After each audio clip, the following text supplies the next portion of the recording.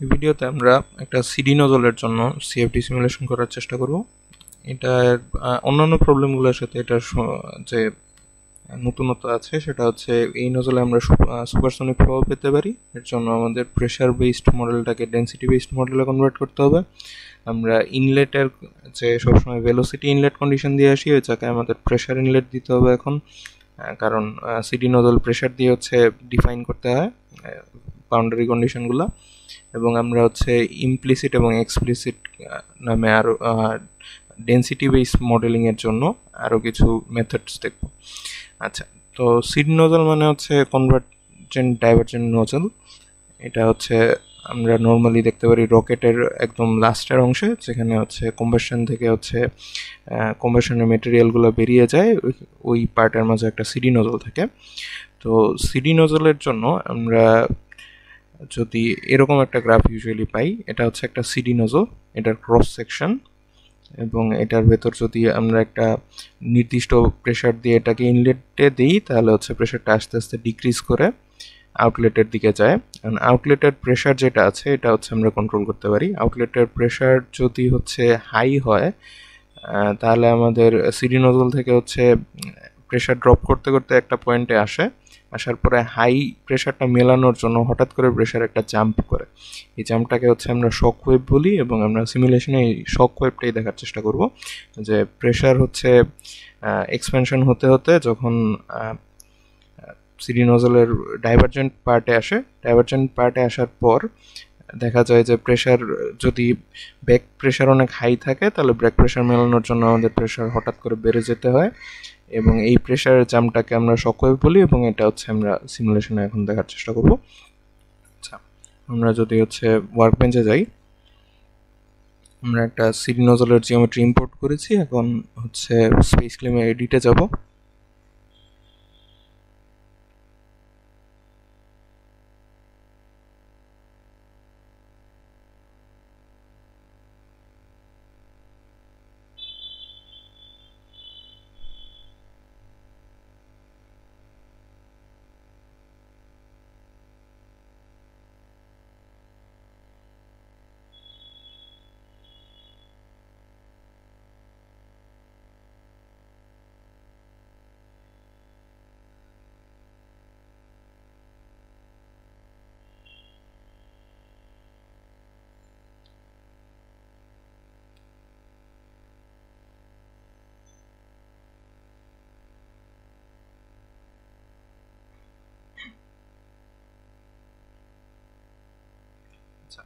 তো এটা হচ্ছে আমাদের কনভার্জিং ডাইভার্জিং নজল। এই নজলের জন্য হচ্ছে আমরা একটা 2D অ্যানালাইসিস করার চেষ্টা করব। এখন পর্যন্ত আমরা যে প্রবলেমগুলো করছি সবগুলোই 3Dতে অ্যানালাইসিস করার চেষ্টা করেছি, কিন্তু এটাই হচ্ছে আমরা একটা 2D অ্যানালাইসিস করার চেষ্টা করব, যে কারণ যে কোনো প্লেনের সাপেক্ষে এটা সিমেট্রিক হবে। তো একটা নির্দিষ্ট প্লেনের জন্য আমাদের সিমুলেশন করলেই আমরা মোটামুটি এটার বিহেভিয়ার কেমন তার আইডিয়া পেয়ে যাব।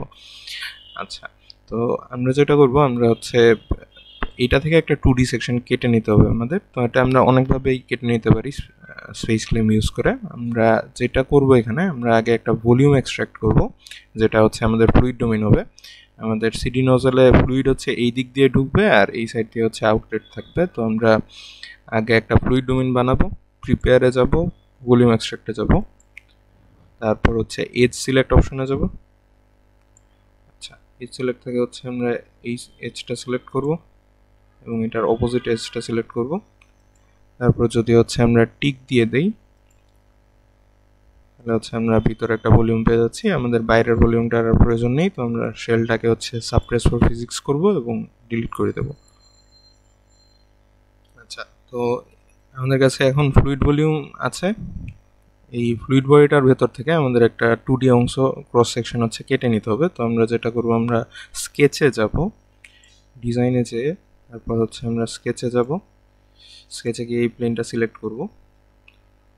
আচ্ছা, তো এটা হচ্ছে ঠিক মাঝখানের প্লেনটা, আমি একদম মাঝখানে হচ্ছে একটা ক্রস সেকশন কাটবো এখান থেকে। তো আমি সবার আগে যেটা করব, একটা রেক্ট্যাঙ্গেল নিয়ে এটার চারপাশে একটা রেক্ট্যাঙ্গেল নিব। আচ্ছা, প্লেন ভিউ যাই, তারপর আমরা যদি এই মোডে চলে আসি 3D মোডে, তাহলে হচ্ছে আমাদের এই স্কেচটা একটা সারফেস হয়ে যাবে। আচ্ছা, তো এখন যদি হচ্ছে আমরা সারফেসটাকে দেখি, এই সারফেসটা হচ্ছে পুরো জায়গাটা নিয়ে আছে মাঝখানের, আর এটা হচ্ছে আমাদের সিডি নজলটা। তো আমরা সিডি নজলের শেপের একটা 2D পার্ট এই সারফেসটা থেকে কেটে নিতে চাই। এটার জন্য আমাদের যেটা করতে হবে, আমরা কম্বাইনে যাব, কম্বাইনে গিয়ে যে পার্টটা থেকে আমরা অংশটা কাটতে যাচ্ছি, মানে আমাদের সারফেসটা, এটা সিলেক্ট করব, সারফেস সিলেক্ট করব, পরে হচ্ছে এই কাট করার যে টুলটা আছে এটা সিলেক্ট করব, তারপর আমরা যে পার্টটা কাটতে যাচ্ছি এটা সিলেক্ট করব। তাহলে আমরা দেখবো হচ্ছে আমাদের সারফেস এখন হচ্ছে এখানে সারফেস আগে একটা ছিল, এখন হচ্ছে দুইটা হয়ে গেছে। দুইটা মানে হচ্ছে আমরা যদি সিডি নজলটা হচ্ছে হাইড করে দিই, তাহলে আমরা দেখতে পারবো এখানে হচ্ছে সিডি নজলের শেপের একটা 2D পার্ট হচ্ছে কাটা হয়ে গেছে। আমরা যদি এটা হাইড করে দিই, তাহলে এই সারফেসটা হচ্ছে বাইরের সারফেসটা, আর এটা হচ্ছে আমাদের সিডি নজলের সারফেসটা। তো আমরা শুধু এতটুকু পার্ট চাচ্ছি, বাকি দুটাকে হচ্ছে আমরা সাপ্রেস ফর ফিজিক্স করব, ডিলিট করে দেব। আচ্ছা, আমাদের সিডি নজল অরিজিনাল যেটা ছিল আমাদের ভলিউমটা, এটা হচ্ছে আমরা সাপ্রেস ফর ফিজিক্স করে ডিলিট করে দেবো। আমরা এখন একটা 2D ক্রস সেকশন পেয়ে গেছি, এটাকে হচ্ছে আমরা এখন মেশিংয়ে গিয়ে মেশ করব, মেশে গিয়ে এডিট দিব, আর স্পেস ক্লিন হচ্ছে বন্ধ করে দিব।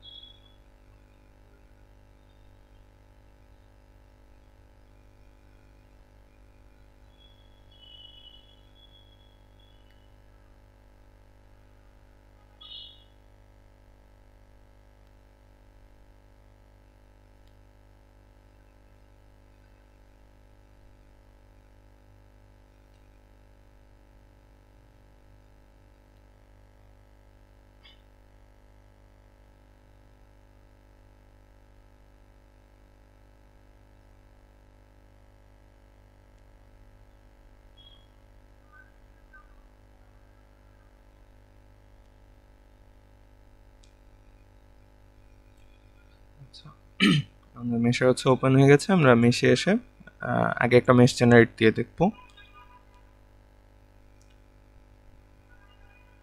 আচ্ছা, তো এখানে দেখা যাচ্ছে আমাদের মেশটায় হচ্ছে সেলগুলার সাইজ হচ্ছে অনেক বড় বড় আসতেছে। আমরা এটা যেহেতু একটা 2D অ্যানালাইসিস, আমরা ইচ্ছে মতো এটাই এলিমেন্ট শেপ ছোট করতে পারি। আমরা যদি 2 মিলিমিটার দিয়ে হচ্ছে ট্রাই করি,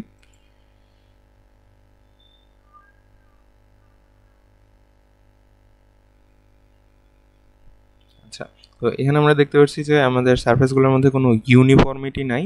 এটার কারণ হচ্ছে আমরা জানি যে মেশের ভিডিওতে আমরা বলেছিলাম মেশ হচ্ছে এজ থেকে ফেইসে মেশ হবে, তারপর ফেইস থেকে বডিতে মেশ হবে। তো একটা এজ থেকে যখন মেশিং শুরু হবে, প্রতিটা এজ থেকে মেশিং শুরু হচ্ছে, ফেইসের দিকে যাচ্ছে, তখন হচ্ছে আমরা এই যে এই পার্টগুলো পাচ্ছি যেখানে ইউনিফর্মিটি পাওয়া যাচ্ছে না। তো এটা হচ্ছে আমরা ফেস মেশিং দিয়ে হচ্ছে ঠিক করতে পারি, ইনসার্টে গিয়ে ফেস মেশিং দিয়ে ঠিক করতে পারি, আমরা মেথড দিয়েও ঠিক করতে পারি। আমরা যদি মেথড দিয়ে ঠিক করি, মেথডে এসে হচ্ছে আমাদের জিওমেট্রি সিলেকশন করতে হবে। তো আমরা এটা চুজ করে অ্যাপ্লাই দিব, এবং হচ্ছে আমরা কোয়াড ডমিনেন্ট এটাই লাগবো। আচ্ছা, আমরা ট্রায়াঙ্গেলস দিয়ে দিই, ট্রায়াঙ্গেলস দিয়ে যদি হচ্ছে আমরা জেনারেট দিই, আচ্ছা, তাহলে হচ্ছে এরকম একটা মেশ পাওয়া যাবে। আমরা হচ্ছে ইনফ্লেশন লেয়ার দেওয়ার ট্রাই করব, একটা স্মুথ ট্রানজিশনের ইনফ্লেশন লেয়ার দিব। ওয়াই প্লাস ভ্যালু নিয়ে অত কনসার্ন হব না আমরা এখানে। তো আমরা মেশে গিয়ে হচ্ছে ইনসার্ট দিব, তারপর হচ্ছে এখানে ইনফ্লেশন একটা অপশন আছে, ইনফ্লেশন অপশনে যাব। তো আচ্ছা, যদি হচ্ছে আমরা এই জিওমেট্রি সিলেক্ট করি, স্কোপিং মেথড এটা অ্যাপ্লাই করলে এই ফেসের ওপর হচ্ছে আমাদের স্কোপিংটা কাজ করবে, এবং আমরা হচ্ছে বাউন্ডারিগুলো সিলেক্ট করে দেবো। আমরা চাচ্ছি যে এই বাউন্ডারির চারপাশে আর এই বাউন্ডারির চারপাশে হচ্ছে আমাদের ইনফ্লেশন লেয়ার থাকুক। অবশ্যই আমরা ইনলেট আউটলেটে কোনো ইনফ্লেশন লেয়ার চাচ্ছি না, ফ্লুইড যে বরাবর ফ্লো হবে ওই বরাবর যে দুইটা বাউন্ডারি আছে। তো আমরা হচ্ছে এজ সিলেক্ট অপশনে যাব, তারপর এই একটা এজ সিলেক্ট করব এবং অপোজিট এজ সিলেক্ট করব, অ্যাপ্লাই দিব, স্মুথ ট্রানজিশন। আমরা হচ্ছে লেয়ার ধরা যাক 5টা নিব, যদি হচ্ছে আমরা জেনারেট দেই, আচ্ছা, তো আমরা এরকম একটা ইনফ্লেশন লেয়ার পাচ্ছি। এখন হচ্ছে আমরা এই সেকশনগুলোর নেমিং করব। আমাদের এই এজটা হবে হচ্ছে আমাদের ইনলেটের এজ। তো আমরা হচ্ছে এএইচটাকে সিলেক্ট করব, কিবোর্ডে হচ্ছে এনে ক্লিক করব এবং এটাকে ইনলেট নেমিং করব। আচ্ছা, আমরা হচ্ছে এএইচটাকে সিলেক্ট করব, কিবোর্ডে এনে যাব, আউটলেট নেমিং করব।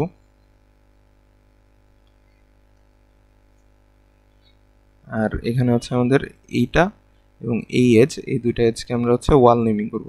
এনে যাব, ওয়াল নেমিং করব, ওকে। আচ্ছা, তো আমাদের নেম সেকশনগুলো হয়ে গেল, আমাদের ইনলেট, আউটলেট এবং ওয়াল। আচ্ছা আচ্ছা, এখন হচ্ছে আমরা আমাদের মেশটাকে আপডেট করব, আপডেট মেশ।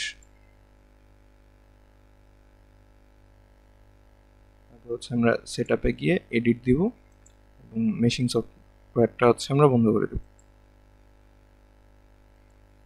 আচ্ছা, এটা হচ্ছে আমরা ডাবল প্রিসিশন অন রাখবো আর দুইটা প্রসেস নিব সলভারের, স্টার্ট।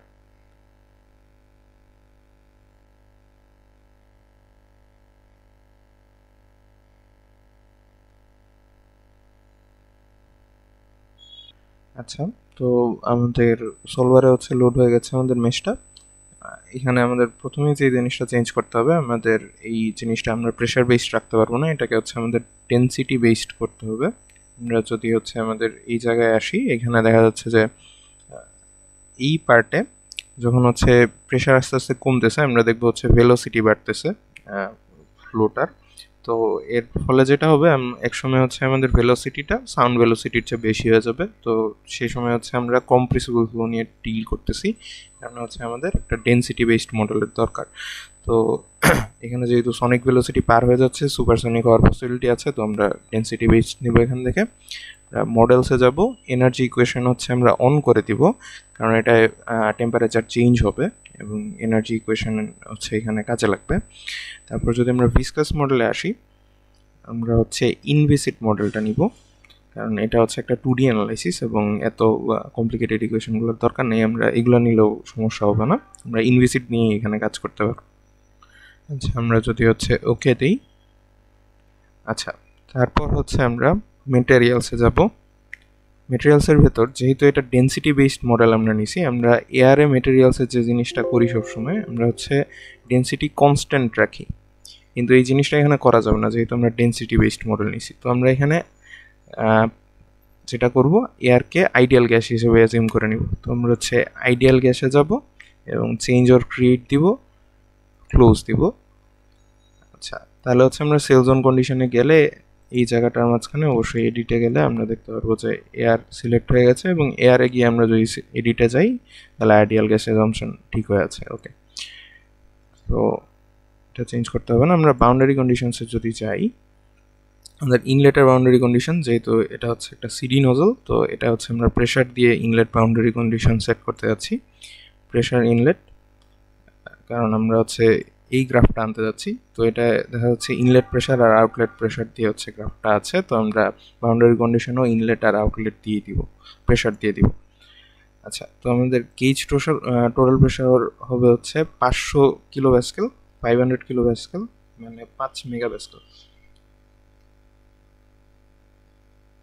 আচ্ছা, আর এটা যেটা আছে সুপারসনিক আর ইনিশিয়াল গেজ প্রেশার, এটা থেকে আমরা বুঝতেছি যে সুপারসনিক মডেলিং এর ক্ষেত্রে আমাদের প্রেশার ইনলেট হচ্ছে সবচেয়ে এফিশিয়েন্ট ইনলেট মডেলগুলোর একটা, ভেলোসিটি ইনলেটের চেয়ে। আচ্ছা, এই জায়গায় যে ভ্যালুটা আমাদের দিতে হবে এটা হচ্ছে একটা কেস ভ্যালু, আমরা টোটাল গজ প্রেশার উপরে বলে দিছি। ইনিশিয়াল গজ প্রেশার হচ্ছে ইনিশিয়ালি যে গজ প্রেশারটা ধরে নিয়ে কাজ হবে, তো আমরা ইউজুয়ালি এটার চেয়ে ছোট যে কোনো ভ্যালুতেই কাজ হবে, তো আমরা এই ভ্যালুটা দিব। আচ্ছা, এবং থার্মালে আমাদের হচ্ছে ধরা যাক 3000 ক্যালভিন আছে, যেহেতু আমরা ধরতেছি এটা হচ্ছে রকেটের আউটলেটের দিকে আছে, তো এখানে কম্বাসনে অনেক বেশি হিট পাওয়া যাবে। আমরা যদি এটা ওকে দিই, তারপর আউটলেটে আসা যাক। আউটলেটে যদি হচ্ছে আমরা এডিট দিই, এখানে গজ প্রেশার আমরা ইনলেটের চেয়ে অবশ্যই একটা কম প্রেশার ডিফাইন করতে হবে, নাহলে হচ্ছে ফ্লো হবে না। তো আমরা যদি কম প্রেশার এইটা ডিফাইন করি,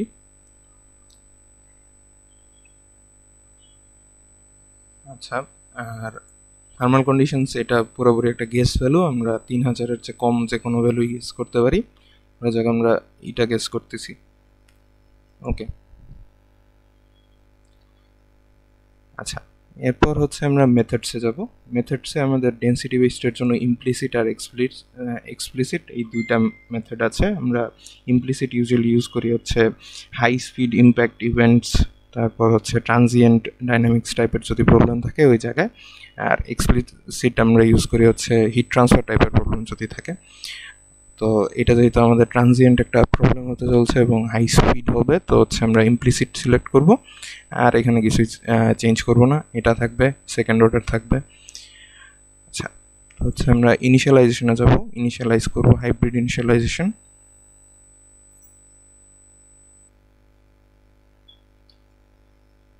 আমরা যদি রান ক্যালকুলেশনসে যাই, ধরা যাক আমরা 170 ইটারেশন রান করব এটাকে, ক্যালকুলেট।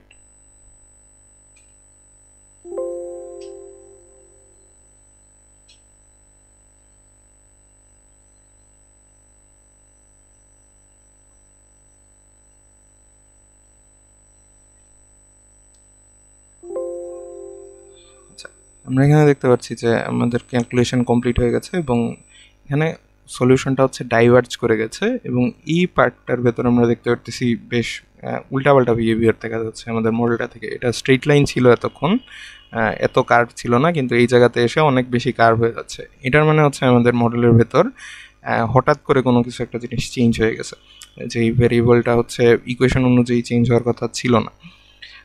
তো আমরা যদি হচ্ছে এখন কন্ট্রোলসে যাই, কন্ট্রোল প্লট করার ট্রাই করি।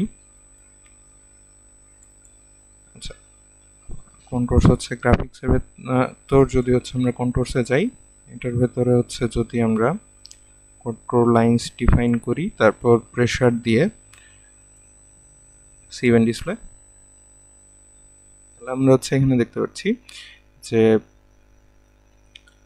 আমাদের প্রেশারটা হচ্ছে আমাদের প্রেশার রেড জোন, মানে এই জায়গাতে প্রেশার বেশি ছিল, তারপর আস্তে আস্তে ইয়েলো হয়েছে, তারপরে হচ্ছে ব্লু হয়েছে।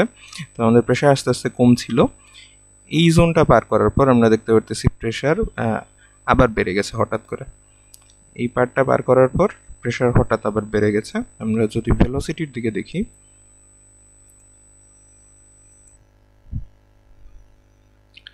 ভেলোসিটি আগে কম ছিল, আস্তে আস্তে ভেলোসিটি হচ্ছে এখানে রেড আছে, এইদিকে ব্লু ছিল। তো ভেলোসিটি আস্তে আস্তে বাড়ছিল, কিন্তু এই পার্টটার পরে হঠাৎ করে হচ্ছে আমাদের ভেলোসিটি আবার কমে গেছে। আমরা বলতে পারতেছি এই পার্টে একটা শক ওয়েভ ক্রিয়েট হয়েছে। এই জিনিসটা হচ্ছে আমরা এই যে অবলিক লাইনটা যেটা দেখতেছি, এটা একটা অবলিক শক ওয়েভ, আর এই মাঝখানে যে লাইনটা দেখতেছি এটা হচ্ছে একটা নর্মাল শক ওয়েভ। আমরা যদি হচ্ছে গ্রাফ প্লট করি, তাহলে এই রকম একটা গ্রাফ আমরা পেতে পারবো। এখানে যেমন শক ওয়েভের গ্রাফ দেখা যাচ্ছে, সেরকম আমরা যদি একটা গ্রাফ প্লট করতে চাই, আমরা প্লটসে যাব, এক্স ওয়াই প্লটে যাব। আচ্ছা, এক্স ওয়াই প্লটে আসার পর আমরা এক্স এক্সিসে হচ্ছে ডাইরেকশন ভেক্টর রাখতে যাচ্ছি, কারণ আমরা চাচ্ছি কোন পজিশনে প্রেশার কত এটা বের করতে। এই জায়গাতে যে গ্রাফটা আছে, এখানে যদি আমরা দেখি সিডি নজলের বিভিন্ন পজিশনে আমাদের প্রেশারগুলো হচ্ছে দেখানো হচ্ছে এখানে। তো আমরা হচ্ছে এক্স এক্সিসে সিডি নজলের বিভিন্ন পজিশন রাখতে চাই। এই পজিশনগুলো হচ্ছে আমরা ডাইরেকশন ভেক্টর দিয়ে রাখতে পারি। প্রেশার নিব এবং হচ্ছে আমরা ওয়ালের প্রেশার দেখার চেষ্টা করব। সিবোর্ড প্লট, আমরা দেখতে পাচ্ছি যে প্রেশার আস্তে আস্তে ড্রপ করছিল, দেন হঠাৎ করে বেড়ে গেছে। বেড়ে হচ্ছে আমরা এখান থেকে অনেকগুলো হচ্ছে ডিসক্রিট ডাটা পয়েন্ট পাচ্ছি, যেটা হচ্ছে কোনো কার্ভের মধ্যে পড়ছে না। এটার কারণ হচ্ছে আমাদের কনভার্জেন্সের একদম লাস্ট লিমিটে যখন আমরা ছিলাম, তখন আমরা দেখছিলাম যে হঠাৎ করে কন্টিনিউটির যে প্লটটা আছে এটা উঠে চলে গেছিলো উপরের দিকে। ওটার জন্য হচ্ছে এখানে ডাটায় কিছু ডিসক্রিপেন্সি আসছে। মেইনলি যে জিনিসটা হচ্ছে এই পর্যন্ত আসছে সে, তারপর হঠাৎ করে হচ্ছে তার প্রেশারটা রাইজ করছে। এই জিনিসটাকেই হচ্ছে আমরা শক ওয়েভ বলতেছি, যে প্রেশারটা একই পজিশন থেকে হঠাৎ করে একটা লো ভ্যালু থেকে হাই ভ্যালুতে চলে যাওয়া। সেম গ্রাফটা হচ্ছে আমরা এইখানে দেখতে পারবো, এই পর্যন্ত এসে পরে একটা শক ওয়েভ হয়ে এই জিনিসটা হচ্ছে আবার বাড়া শুরু করছে উপরের দিকে। আচ্ছা, আমরা যদি চাই এখান থেকে হচ্ছে ভেলোসিটির প্লটও নিতে পারি, ভেলোসিটি আর ম্যাক নাম্বারের প্লট। তো 7 প্লট যদি আমরা দিই, তাহলে দেখা যাচ্ছে যে সিডি নজলে যেটা হয় যে ভেলোসিটি আস্তে আস্তে বাড়তে থাকে। তো ভেলোসিটি এই পর্যন্ত বাড়ার পর হঠাৎ করে হচ্ছে ভেলোসিটি কমে গেছে, তারপর হচ্ছে আমরা এরকম তার কমে যাওয়ার পর আবার ভেলোসিটি চেঞ্জ দেখতে পারতেছি। তো এই যে হঠাৎ করে একটা ভেলোসিটি ডিক্লাইন করছে, এটার মানে হচ্ছে হঠাৎ করে প্রেশার বেড়ে গেছে, যে জিনিসটাকে হচ্ছে আমরা শক ওয়েভ বলতেছি এখানে। আচ্ছা, শক ওয়েভ দুইটা হচ্ছে এখানে দেখা যাচ্ছে আমাদের কন্ট্রোলের ভেতর। এগুলো হচ্ছে অবলিক শক ওয়েভ হবে, আর এটা হচ্ছে একটা নর্মাল শক ওয়েভ হবে। আচ্ছা, আমরা যদি রেজাল্ট সেকশনে আসি তাহলে হচ্ছে আমরা এই প্লেনগুলো দেখতে পারবো, ইনলেট, আউটলেট, ওয়াল আর দুইটা সিমেট্রি। আমরা যদি হচ্ছে ধরা যাক ওয়ালে আমরা ক্লিক করি তাহলে হচ্ছে আমরা ওয়ালটা দেখতে পারবো, চারদিকে যে ওয়াল সেকশনটা ছিল। আমরা যদি ইনলেটে ক্লিক করি তাহলে এই সেকশনটা দেখতে পারবো, আর আউটলেটে ক্লিক করলে হচ্ছে এই সাইডের সেকশনটা দেখতে পারবো। আর সিমেট্রি যে দুইটা সেকশন তৈরি হয়েছে, আমরা যখন একদম শুরুতে যখন আমরা সেটআপের ভেতর কাজ করতেছিলাম, ওইটার ভেতরে হচ্ছে আমরা 2D প্ল্যানার একটা অপশন চুজ করে আসছি। ওই অপশনটা যেটা আসলে বোঝায় সেটা হচ্ছে আমরা যে 2D অ্যানালাইসিসটা করছি ওটার উভয় দিকে সিমেট্রিক কন্ডিশন আছে, মানে দুই সাইডেই হচ্ছে আমরা সিমেট্রি পাবো। তো আমরা যদি সিমেট্রি 1 দেখি তাহলে এক সাইডের সিমেট্রি পাওয়া যাবে, আর সিমেট্রি 2-তে ক্লিক করলে হচ্ছে আমরা অপোজিট সাইডের সিমেট্রিটা পাবো। আচ্ছা, আর এছাড়াও যে এক্সিস সিমেট্রিক একটা অপশন ছিল, ওই অপশনগুলো হচ্ছে আমাদের এক্সিস বরাবর সিমেট্রিগুলো হচ্ছে দেখাবে। তো আমরা হচ্ছে সিমেট্রিগুলো দেখতে যাচ্ছি না, আমরা শুধু ওয়ালটা সেট করে আমরা হচ্ছে কন্ট্রোরে যাব। কন্ট্রোরে গিয়ে হচ্ছে আমরা ওকে দিব। আমরা হচ্ছে ভেলোসিটি কন্ট্রোল দেখতে চাই, তো আমরা হচ্ছে ভেলোসিটি চুজ করব ইনলেটের জন্য। আচ্ছা, যদি হচ্ছে আমরা অ্যাপ্লাই করি, আচ্ছা আমরা হচ্ছে সিমেট্রি 1-এর জন্য ধরা যাক আমরা অ্যাপ্লাই করছি, তাহলে হচ্ছে আমরা এরকম একটা ভেলোসিটি কন্ট্রোল দেখতে পারবো। আচ্ছা, আর এটা হচ্ছে আমাদের প্রেশার কন্ট্রোল, যদি আমরা দেখি তাহলে হচ্ছে এরকম একটা প্রেশার কন্ট্রোল আমরা দেখতে পারবো। আচ্ছা, আমরা হচ্ছে সিমেট্রি দুইটা যদি চুজ করে দিই তাহলে হচ্ছে এরকম দেখা যাবে, এবং আমরা কন্ট্রোল সাইজ যদি 110 করে দিই তাহলে হচ্ছে আরও আমরা ডিটেলস কিছু কন্ট্রোল দেখতে পারবো এখানে।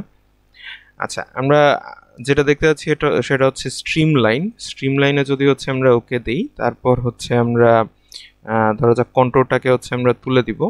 কন্ট্রোল তুলে দিয়ে হচ্ছে আমরা অল ডোমেইনে স্টার্ট ফ্রম ইনলেট দিয়ে যদি অ্যাপ্লাই করি, আচ্ছা আমরা হচ্ছে দুইটা সিমেট্রি ওয়াল তুলে দিব, তাহলে হচ্ছে আমরা এরকম একটা স্ট্রিম লাইন দেখতে পাচ্ছি। আমরা স্ট্রিম লাইনের সংখ্যা বাড়াবো, ধরা যাক হচ্ছে 250 করলাম আমরা, তাহলে হচ্ছে আমরা এই স্ট্রিম লাইনটা দেখতে পাচ্ছি, এটা ভেলোসিটির জন্য। তো আমরা যদি অ্যানিমেশনে যাই, স্ট্রিম লাইন 1 সিলেক্ট করে আমরা হচ্ছে কুইক অ্যানিমেশন যদি এখানে ক্লিক করি তাহলে হচ্ছে আমরা এরকম একটা জিনিস দেখতে পারবো। তো এটার মধ্যে দেখা যাচ্ছে যে শুরুতে সবগুলা এখানে যে পার্টিকেলগুলো দেখা যাচ্ছে সবগুলো হচ্ছে একই লাইনে আছে, তারপর আস্তে আস্তে ওয়ালের কাছের যে পার্টিকেলগুলো ছিল ওগুলো আস্তে আস্তে যাচ্ছে, আর মাঝখানের পার্টিকেলগুলো অনেক তাড়াতাড়ি চলে যাচ্ছে। এটার কারণ হচ্ছে বাউন্ডারি লেয়ারের কারণে এই দিকের মলিকিউলগুলো আস্তে আস্তে যাচ্ছে, আর যত আমরা মাঝখানের দিকে আসছি তত বেশি হচ্ছে মলিকিউলগুলো ফ্রি স্ট্রিম ভেলোসিটিতে যাচ্ছে। তারপর মলিকিউলগুলো এসে যখন এই জায়গাটাতে হিট করছে, যেটাকে আমরা শকওয়েভ বলতেছি, এটা হিট করার সাথে সাথে আমরা দেখতেছি যে আমাদের প্রতিটা মলিকিউলের ভেলোসিটি কমে গেছে। রেড হয়েছিল এরা, তারপর হঠাৎ করে ব্লু হয়ে গেছে। তো এই জিনিসটাই হচ্ছে শকওয়েভের এফেক্ট, হঠাৎ করে হচ্ছে ব্লু হয়ে যাচ্ছে, এটা মানে হচ্ছে হঠাৎ করে ভেলোসিটি কমে যাচ্ছে। আচ্ছা, পরে আমরা অ্যানিমেশন অফ করতে চাইলে আমরা হচ্ছে এই ব্ল্যাক এটা যদি ক্লিক করি তাহলে হচ্ছে আমাদের অ্যানিমেশন এখানে অফ হয়ে যাবে, আর আমরা হচ্ছে এটা এখান থেকে ক্লোজ করে দিতে পারবো। আচ্ছা, এখন যদি হচ্ছে আমরা নর্মাল কেসে দেখতে চাই যে শকওয়েভ ক্রিয়েট হচ্ছে তখন যখন হচ্ছে আমাদের ইনলেট প্রেশার আর ইনলেট প্রেশারের তুলনায় আউটলেট প্রেশারটা একটু হাই, ইনলেট প্রেশার চেয়ে কম, কিন্তু এটার সাপেক্ষে যত হওয়ার কথা ছিল রেশিওতে আইডিয়াল এক্সপেনশনের ক্ষেত্রে তার চেয়ে হাই, তখন হচ্ছে এই প্রেশারটা মেলানোর জন্য হঠাৎ করে প্রেশারটা জাম্প করবে, তারপর হচ্ছে সে ম্যাচ করার চেষ্টা করবে আউটলেট প্রেশারটার সাথে। কিন্তু আমরা যদি আউটলেট প্রেশারটা হাই না রাখি তাহলে হচ্ছে সরাসরি এটা এসে আউটলেট প্রেশারের সাথে এইভাবে একটা সুন্দর কার্ভে ম্যাচ হইতে পারবে, এরকম হঠাৎ করে প্রেশার জাম্প করতে হবে না। এটার জন্য হচ্ছে আমাদের আউটলেট প্রেশারটা কম রাখতে হবে, তাহলেই হবে। আমরা বাউন্ডারি কন্ডিশনসে গিয়ে যদি আউটলেট প্রেশার 0 করে দিই, গজ প্রেশার 0 করে দিই, থার্মাল এটার মধ্যে টেম্পারেচার কম হবে আগের চেয়ে, তো ধরা যাক আমরা 300 নিচ্ছি। ওকে, আবার যদি আমরা ইনিশিয়ালাইজ করি,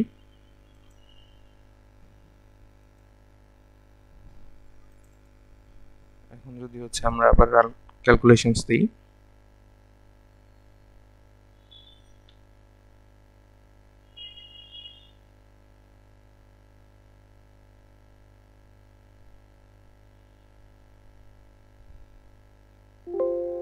এখানে দেখতে পাচ্ছি আমাদের এখন হচ্ছে আমাদের কন্টিনিউটি কনভার্জেন্সের দিকে ছিল, আরও কিছু ইটারেশন গেলে কন্টিনিউটি কনভার্জ করে যেত, প্রেশারও ভেলোসিটিগুলো হচ্ছে কনভার্জ করে যেত। আমরা কন্ট্রোরে যদি যাই এখন, এবং আমরা যদি হচ্ছে প্রেশার কন্ট্রোল দেখার চেষ্টা করি,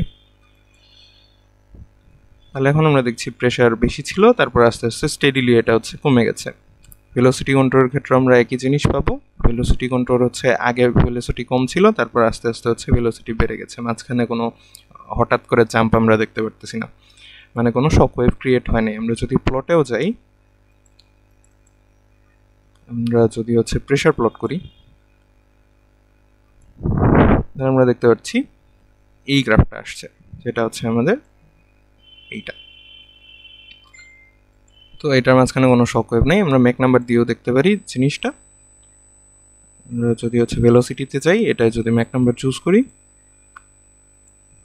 সেভার প্লট দিই, তাহলে ম্যাক নাম্বার এই পর্যন্ত বাড়ছে। তারপরে হচ্ছে যখন সিডি নজলের এফেক্ট শেষ হয়ে গেছে, লাস্টের দিকে একটু ভোর্টেক্স ক্রিয়েট হইতে পারে, এটার জন্য হচ্ছে আমরা ব্যাক ফ্লোতে টোটাল ভেলোসিটিতে কিছু চেঞ্জ দেখতে পারি। ওটা হচ্ছে এই পার্টটা, কিন্তু মাঝখানে আমরা কোনো শকওয়েভ দেখতেছি না। আচ্ছা, তো এই প্রবলেমটাতে হচ্ছে আমরা ইনভিসিড ফ্লো দেখার চেষ্টা করেছি।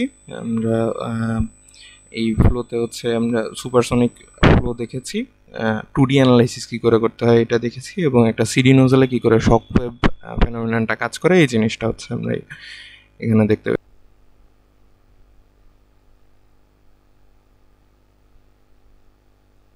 এই সিমুলেশনে আমরা ইনভিসিড মডেল ইউজ করেছিলাম। এই মডেলটা ইউজ করার কারণ ছিল হচ্ছে ইনভিসিড মডেল বেসিক্যালি যেটা করে, সে হচ্ছে ভিসকসিটির ভ্যালু একটা ফ্লুইডের জন্য 0 ধরে নেয়। তো 0 ধরে নিলে যেটা সুবিধা হবে, আমাদের ক্যালকুলেশন অবশ্যই অনেক বেশি সোজা হবে অন্য যে কোনো মডেলের চেয়ে। তো যেই জায়গাতে আমরা ভিসকসিটি 0 অ্যাজিউম করতে পারবো, ওই জায়গাগুলোতে অবশ্যই অন্য মডেল ইউজের চেয়ে আমরা যদি ইনভিসিড মডেলটা ইউজ করি, তাহলে আমাদের জন্য কম্পিউটেশন অনেক বেশি তাড়াতাড়ি হবে। যেমন এটা আমরা ইউজুয়ালি দুইটা কেসে ইউজ করতে পারি। একটা হচ্ছে aerodynamic analysis of supersonic or hypersonic flows. যদি ফ্লোয়ের ভেলোসিটি খুব বেশি হয়, তাহলে আমাদের যে মলিকুলার ভিসকসিটি আছে, এই জিনিসটার তেমন আর কোনো এফেক্ট থাকে না, যেহেতু ভেলোসিটি অনেক বেশি।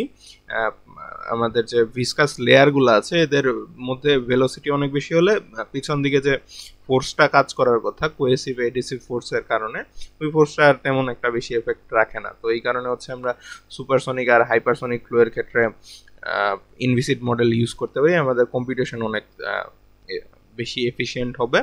আরেকটা হচ্ছে লার্জ স্কেলে ফ্লো হলে, যেমন একটা আমরা যদি একটা লার্জ স্ট্রাকচার যেমন বিল্ডিং বা ব্রিজের উপর দিয়ে যদি সিমুলেট করতে চাই ফ্লো, তাহলে এত বড় স্ট্রাকচারের জন্য আমরা ভিসকসিটি 0 ধরে নিতে পারি, কারণ ভিসকসিটি খুব ছোট একটা জায়গায় কাজ করবে। এত বড় লার্জ স্কেলের সিমুলেশনের জন্য আমরা যদি আবার অন্য মডেল অ্যাজিউম করি, তাহলে অনেক বেশি কম্পিউটেশনাল এনার্জি চলে যাইতেছে ওই জায়গাতে।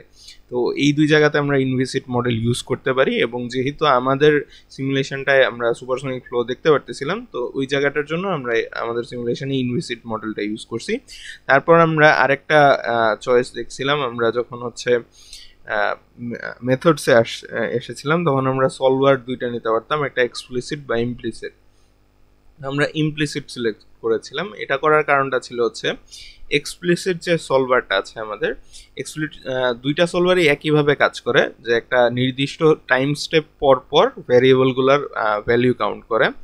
তো আমাদের যে ইকুয়েশনগুলো ছিল, যে 4টা ইকুয়েশন সলভ করে আমরা হচ্ছে এই ফ্লুইডের প্রবলেমগুলো সলভ করি, ওই ইকুয়েশনগুলো হচ্ছে আমরা ডিসক্রিটাইজড ইকুয়েশন হিসেবে সলভ করি এগুলোকে, যেহেতু নিউমেরিক্যালি আমরা সলভ করতেছি। কিন্তু এক্সপ্লিসিট সলভার যে কাজটা করে, সে হচ্ছে ধরা যাক আমরা একটা ভ্যালু ক্যালকুলেট করলাম, এর একটা নির্দিষ্ট টাইম স্টেপ পরে গিয়ে আর একটা নতুন ভ্যালু ক্যালকুলেট করব। তো আমাদের নতুন ভ্যালু যেটা হবে, ওই ভ্যালুটাকে সে আগের ভ্যালুর সাথে কম্পেয়ার করে কত টাইম স্টেপ আমরা এগিয়ে গেলাম ওই অনুযায়ী চিন্তা করে সে একটা নতুন ভ্যালু হচ্ছে জেনারেট করবে। তো এক্সপ্লিসিট সলভার যে কাজটা করতেছে একটা নতুন ভ্যালু আনার জন্য সে ঠিক আগের ভ্যালুটা থেকে ক্যালকুলেশন করতেছে। আচ্ছা, তো এটার জন্য যেটা হয় ক্যালকুলেশনটা অনেক সিম্পল হয়, টাইম অনেক কম লাগে এবং কম্পিউটেশনালি কম এক্সপেন্সিভ হয়। কিন্তু সমস্যা হচ্ছে আমরা যদি টাইম স্টেপটা ঠিক যদি বেশি বড় নিয়ে নেই তাহলে মাঝখানের অনেকগুলা সেল বাদ পড়ে যেতে পারে। তো বাদ পড়ে গেলে যেটা হবে আমাদের অবশ্যই ক্যালকুলেশনের রেজাল্টস খারাপ আসবে। যে এফেক্টটাকে আমরা বলি হচ্ছে সিএফএল এফেক্ট। এই সিএফএল এফেক্টটা এক্সপ্লিসিট সলভারের ক্ষেত্রে খুব হাই দেখা যায় এবং এই কারণে এক্সপ্লিসিট সলভার খুব সীমিত কয়েকটা জায়গায় ইউজ করা হয়। যেহেতু এটা কম্পিউটেশনালি এফিশিয়েন্ট এবং আমরা জানি ট্রানজিয়েন্ট প্রবলেমে ক্যালকুলেশন করা কঠিন হয়, তো ইউজুয়ালি ট্রানজিয়েন্ট সিমুলেশনগুলোর ক্ষেত্রে আমরা এক্সপ্লিসিট সলভার ইউজ করব এবং আমাদের ওই ফ্লোটা অবশ্যই সিম্পল হইতে হবে। ফ্লো যদি সিম্পল না হয় তাহলে আমাদের সিএফএল যে এফেক্টটা আছে এটার কারণে আমাদের এরর অনেক বেশি আসবে। তো এই কারণে আমাদের একটা সিম্পল ফ্লো দরকার এবং আমরা সবসময় চেষ্টা করব ইমপ্লিসিট সলভার ইউজ করতে। যদি ট্রানজিয়েন্ট সিমুলেশন হয় তাহলে আমাদের কম্পিউটেশনাল এফিসিয়েন্সি বাঁচানোর একটা বিষয় থাকে। তো ওই জায়গাতে যদি সিম্পল ফ্লো হয় তাহলে ট্রানজিয়েন্ট সিমুলেশনের ক্ষেত্রে আমরা এক্সপ্লিসিট সলভার ইউজ করি। কিন্তু আমাদের যে ফ্লোটা ছিল ওটা সিম্পল ফ্লো ছিল না, ওটার ভিতরে একটা শক ওয়েভ ছিল, যে কারণে আমাদের অবশ্যই এক্সপ্লিসিট সলভার ইউজ করতে হতো। প্লাস হচ্ছে আমরা স্টেডি স্টেটে কাজ করতেছি, তো স্টেডি স্টেটে ওটা কমপ্লেক্স ফ্লো হোক সিম্পল ফ্লো হোক সবসময় ইমপ্লিসিট ইউজ করা উচিত। ইমপ্লিসিট মেইনলি যে কাজটা করে সে আমাদের 4টা ডিফারেন্সিয়াল ইকুয়েশন আছে, ওই ইকুয়েশনগুলোকে সেও টাইম স্টেপ দিয়েই সলভ করে, কিন্তু একটা নির্দিষ্ট টাইম স্টেপের ভ্যালু সে ঠিক আগের ভ্যালুটার সাথে কম্পেয়ার করে নেয় না, সে বেশ কয়েকটা টাইম স্টেপের ভ্যালু একসাথে করে ম্যাট্রিক্স ইনভার্সনের মাধ্যমে সে হচ্ছে নতুন ভ্যালু প্রেডিক্ট করে, যেটার কারণে তার সিএফএল ইররটা হওয়ার সম্ভাবনা কম থাকে। কারণ আমরা যদি একটা টাইম স্টেপ করে নিতাম তাহলে হচ্ছে ঠিক আগের ভ্যালুটার উপর পরের ভ্যালুটা ডিপেন্ড করতেছে, তো টাইম স্টেপ যদি খুব বড় হয়ে যায় তাহলে মাঝখানের অনেকগুলা ভ্যালুর এফেক্ট আমরা নিতে পারতেছি না। কিন্তু আমরা যদি অনেকগুলা ভ্যালু থেকে ম্যাট্রিক্স ইনভার্সন করে বের করি নতুন ভ্যালুটা, তাহলে আমাদের টাইম স্টেপের এফেক্টটা একটু কম হবে, যে কারণে আমরা হচ্ছে এই প্রবলেমের